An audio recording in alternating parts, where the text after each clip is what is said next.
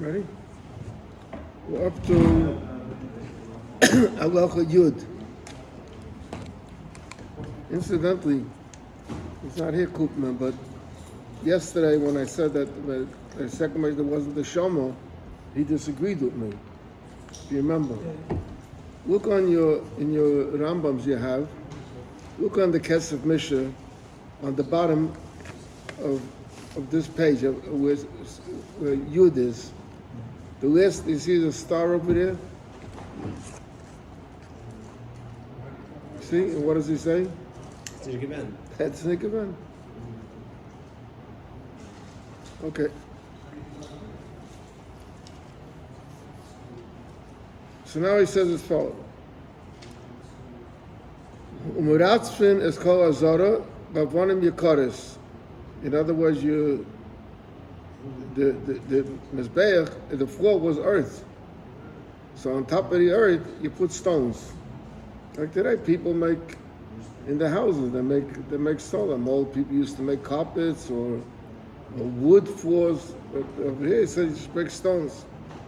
The im nekra even, if there's a stone that got raised up, it got uprooted, is alpha pisha method from kaima, even though it's still in the form where it was put in, but it's loose, it became loose. However, is calcula, being that it became spoiled, so psula, it's puzzle. But also, l'kayin ha'ayved lamed oleh b'shas ha'bayda. And it's another way, it's considered a chatzitza. The kayan's feet are supposed to be touching the ground. And if the stones are like cemented in, so it becomes a part of the ground. But if the stone is loose, so then it's like a double bifnei atzmai, that's just laying over there, and the kayan is not going to stand on it, b'shas he does the avodah. Achit the cover about it till it will be set back into the ground. Umitzvah and amufcha, now Yud Aleph. Umitzvah and amufcha l'chazik es habinyan u'lakbiya kefi kaychay atziva shenema u'raimen beis elokeinu. In other words, to go out of your way to make it as fancy as possible. Umafar in Isai, you beautify it, umiyapin, and also from the word yofer, you make it nice, kifi kaychan. Im yichaylim v'tuach Isai b'zov, if they could smear the walls with gold, in other words, with gold covered, uvahagdil b'maisav hareizem mitzvah. Now, in Shlomo Melech, when he built the Bayis Rishon, he covered the walls with gold. It was covered with gold. And in Yebez, he says as follows: "Ein Beinin as a Migdash B'Raylo, Shenema, Ubiyayim Hokem as a Mishkan." By Moshe State, the Migdash and the Mishkan, they're interchangeable. So by Moshe State, Ubiyayim Hokem as a Mishkan, the day when he put up the Mishkan. So we learn from this here, Biyayim Akim V'Lei B'Raylo.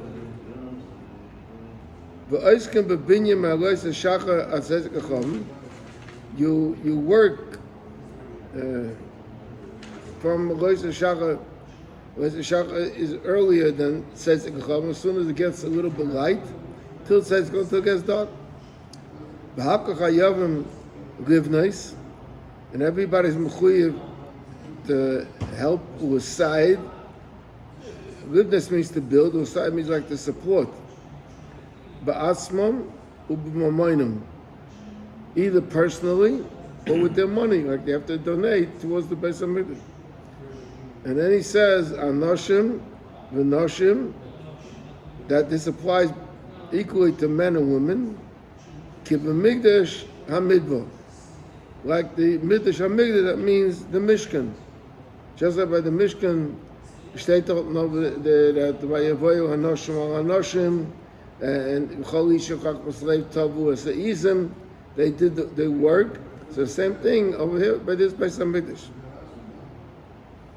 ואין מבטל תינוק שבסרבן לבניין, ואין binyan beis hamikdash deicha yontif. Two more dinim, he says. One din is that you, the children that go to yeshiva, because tinok beis rabban, so you're not mevatel them. A morgen zeiten by says today we call it child labor. You're not allowed to employ a child. Well, morgen zeiten the ages were different and the development were different. So he said, but if there was a child that has to go to yeshiva, you can't take him or draft him into the Beis HaMikdash. The interesting thing is that by the Mishkan, who was the main architect of the Mishkan, was Bezalel. And the Gemara says in Sanhedrin, how old was Bezalel? She was 13 years old. The Gemara makes a whole cheshbon over there in Sanhedrin. It comes out that he was 13 years old. I once said to Bar Mitzvah, I once said a drasha that it's insulting. There must have been architects that had years of experience. When you want to build a building, so you interview architects, and each architect comes with his portfolio and shows you all the things that he made. And so the one that impresses you the most, you take him. Now, if you took one that has 30, 40 years experience and you didn't take the one that has 20 years experience, no, he understands, he has more experience than me. But if you take a 13-year-old child and make him the architect and not the 70-year-old man that's doing this for 50 years, it's an insult to the people. So why did the Eibusher say that you should why take such a young boy? So I said that the message was that we say v'osli mikdash v'shechanti v'soicham. So the Rebbe always calls the shalah v'soicham loy nema el v'soicham v'soicham echad v'echad. That everybody has to make a mikdash. When does it start? When you become bar mitzvah. So Mela, that's why he picked a boy that became bar mitzvah to say that he has to build a bris and a lesson for every bar mitzvah. But there's a Gavaldik Akash over here. I'm surprised no one asked it to me now. There's a Gavaldik Akash over here. We have a rule that when it comes to mitzvahs, a man is mechuyev in all the mitzvahs in the Torah. A woman is mechuyev in all the mitzvahs loisas Shabbat Torah, and certain essa. But if it's an essa shehazman grama, then a woman is not mechuyev. The reason is different reason. One reason because she's meshubah to her husband, so she may not be able. She may be busy then doing something for her husband, and she wouldn't be able to do the mitzvah. So they parted it from mitzvah shazman grama. A mitzvah mashal milah. Women are parted from milah, but it's a mitzvah shazman grama.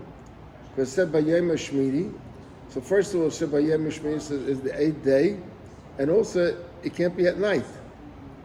So a mitzvah that's only done during the day and not at night is considered mitzvah shezman grama. Here the Rambam says that everybody is mechuyev. Hakol chayovim live nice with sayid v'asum. Everyone's mechuyev, and then he says anoshim v'noshim. Why are noshim mechuyev? If ein beinus, the halacha started with ein beinus and mikdash b'layla. If that's the case, it's a mitzvah shazman grama. So why are noshim chayev? Mikdash hamidbar, is that nothing? Huh? Mikdash hamidbar teaches us as they are mechuyev. Huh? Mikdash hamidbar. No, he said just like by the mikdash hamidbar, but Dalton Gufa also. Why? So in Lubavitch, we have a famous lawyer. The lawyer we have in the bar, his name is Nat Lewin. Nat Lewin is an American fellow who lives in Washington, D.C., and he became a very good lawyer. But he had a very choshev grandfather. There was in Galicia, there was a yid by the name Rabbi Aaron Levine. Rabbi Aaron Levine was the grandfather of Nat Lewin, and his father, or his grandfather, was a big choshev sefer called Beis Yitzchak. Yitzchak Shmalkus, I think it was. So he made a sefer. He made a few svarim. He made one sefer on Masechta Brachos called Birchas Aaron. He made another sefer, Shalos Tshuvos. I think it's called Chayfetz Hashem, if I remember correctly. And then he made a sefer called Hadrush V'Ha'in, or Hadrash V'Ha'in. Hadrash V'Ha'in is on Chumash. He, in Galicia, where he lived, in Reisha, In Reisha, he was appointed to be a Jewish representative. They used to, in their language, they called it a Sejm deputat. The Sejm was like the Congress, or something like that, some government agent, and he was a member of that Sejm of the Congress. So he used to travel from Reisha to some capital over there in order to be at the meetings. So while he was traveling by train from Reisha to there, he wrote his Sforim. On the train, he wrote his Sforim. So in the Sefer Hadrash V'Ha'in, he brings over there that his grandfather, the Beis Yitzchak, asked this question, that if we say that Ein Beinim B'Layla, it should be a mitzvah Shesman Groma. So why do we say that Noshim HaChayavos? So he says, he comes up with an interesting chiddush. His chiddush is that L'Moshel, in the Beis HaMikdash, let's say, and in the Mishkan, they had yiriyas, curtains. The curtains had to be sewn. There were pieces that had to be sewn together. Who did that? So most probably the women. That's sewing is a woman's job. So he said the only thing that you couldn't do at night was the binyan at Beis HaMikdash, construction. But the things that you needed for the Mishkan or for the Mikdash, you could do at night. You could even make the klishares. You had to make klishares, all the silver kelim that they needed. That you could make at night also. So maybe he says that a mitzvah, that part of, this is all part of the binyan Beis HaMikdash. So even though there's a section in it that the woman don't have to do, that you don't do at night, but still being that they are involved in all, like we learned over here before, that the Mikdash without the kelim was no Mikdash. So you need the kelim to the Mikdash. B'mele, so that is not considered a mitzvah shesman groma, and b'mele noshim achayavos. That's the chiddush he comes up with. And then show Koopman your page. Okay, you have your page. You know you don't have the right page.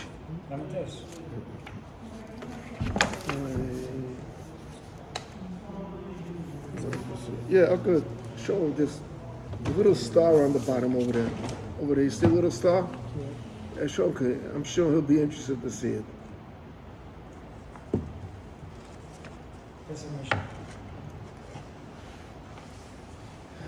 Okay. HaMizbeach, the Mizbeach, ein oisa ela binyan avonim, gozes, chopped stones. Gozes is a mistake. What? Gozes must be a mistake. What? Gozes, the word gozes is a mistake. Yeah. Printing mistake. That's what he says over there? Yeah. V'zeh shenema v'toira mizbach adana tasali. So l'chayra, there's no stone over there.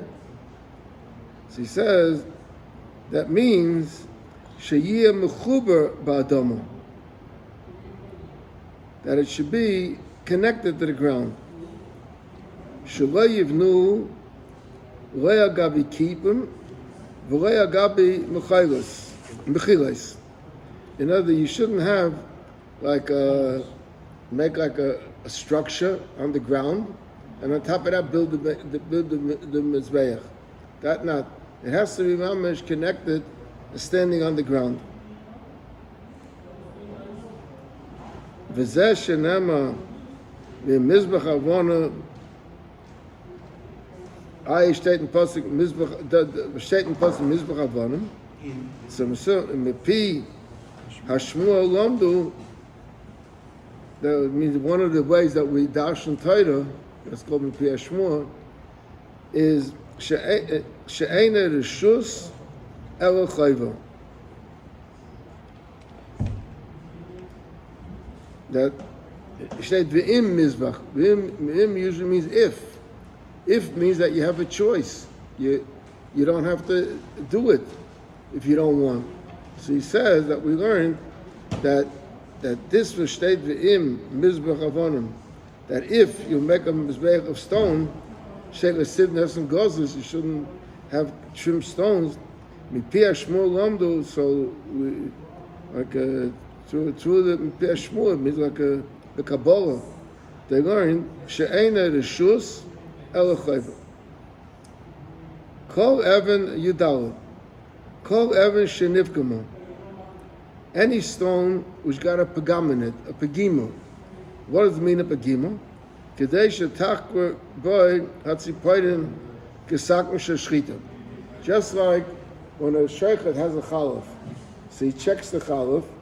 What does he check the chalaf? To see if there's any pagima. A pagima means a little dent in it. So he moves his nail over it. The Gemara said that the Rav used to do it with his tongue. He used to check the knife with the tongue. That's why the Gemara said that the halacha Rabbi Suri, because he was a big mumcha. So if the sheikhet feels that the nail gets stuck, it gets caught over there, that's a pagima. So and it's a very small pagima. So from that thing, so just like the sheikhet harezu psula, so it's possible. Just like a sakn shel shchita is possible. Lekeves and mizbeach shenam steht in pasuk avonim shleimos tivna es mizbeach Hashem. Avonim shleim means that there shouldn't be any pagima whatsoever in the stone. Mehegen hoyim avin avnei mizbeach. From where did they get the stones? Where did they come from? He says the b'sulas kaka. From b'sulas kaka means, like say in English, a b'sula. B'sula means that she never had relationship. She has no chusar in it. A b'lua, so there's the b'shas they have relation. So vet apagam, because they chop through the psulim. But she said so psulis kaka chayfrin ad shemagiin l'mokam hanikar, till that you get a place that you could recognize she'eine mokam avoda ubinyan, that over there, yeah, because but many times, especially now in Eretz, they're doing what they call the archaeologists do excavation. Now, what do they find by the excavation? They find by the excavation that if you look on the ground, it looks like nothing was ever here, right? But when they begin to dig deep down, they begin to find it, like if they found now a mikveh someplace, they would, it's deep down, they didn't see it because it got covered. It got covered with earth over the years. So the same thing over here also, you can't just go by your eye and say, well, this big field, nothing was ever built over here. Who says nothing was ever built? If you'll dig down deep and you wouldn't find any remnants of a building, then you know that nothing was ever built over there. But just from the surface, you can't know that nothing was ever built there. So he said, Mehechen hoyim avin abnei mizbeach. From where did they get these stones? Min besulas kaka, from an unworked kaka. Chayfrim, you dig over there, at shemagiin l'mokam hanika she'einei mokam avayda ubinyan, till you're convinced that nothing was ever here below for shutting that became covered up.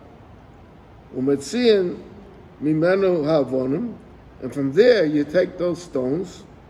Oy min hayam hagadol, go from the Yam HaGadol.